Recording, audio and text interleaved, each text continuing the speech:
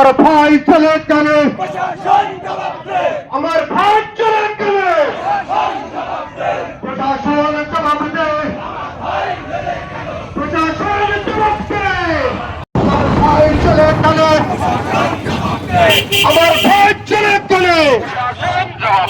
সন্ত্রাসীরা বাইরে কেন, সন্ত্রাসের কারণে